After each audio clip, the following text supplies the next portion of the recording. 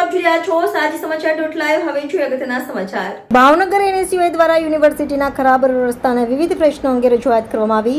કૃષ્ણદેવસિંહ, અભિજીતસિંહ, ગિરિરાજસિંહ વાળા, અલીભાઈ લાખાણી, શિવભાઈ ડાભી દ્વારા વિદ્યાર્થીઓને લઈને રજૂઆત કરવામાં આવી.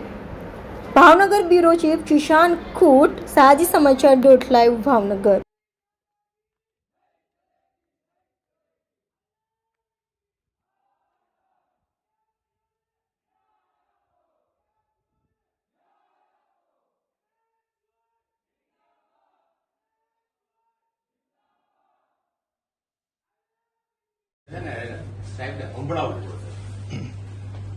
જૂના પ્રશ્નોમાં આપણને ખબર હોય તો 2 મહિના પહેલા આવેદન પત્ર આપેલું.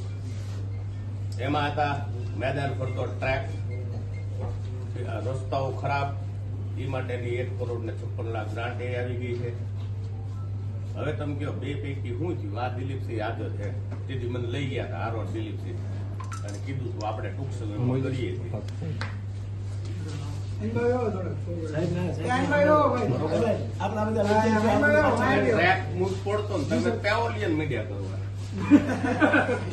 જે વસ્તુની જરૂરિયાત છે એ વસ્તુ ભરોને કઈક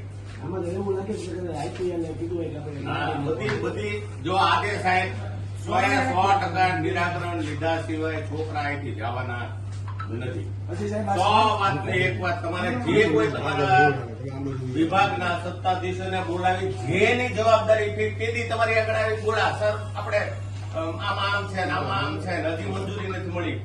મંજૂરી કેમ ન મળે અત્યાર સુધીમાં? હું એમ કહું છું આપણા પૈસા સરકાર રાજ્ય સરકાર ફાળવે છે ને આપણે મંજૂરી એક ન લાવી શકીએ.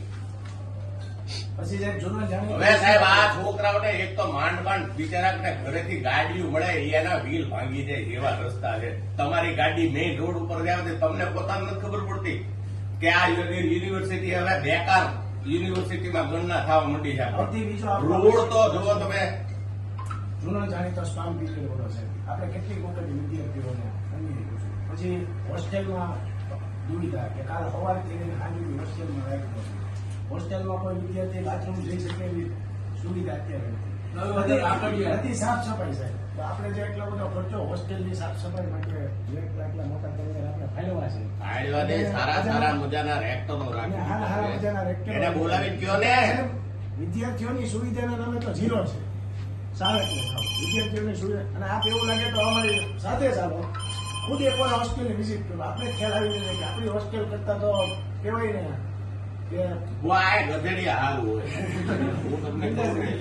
બીજી વસ્તુ છે એટલી ગાય તો આપણે ફાળવેલી છે તો આપણે વાપરી કેમ ને શકતા?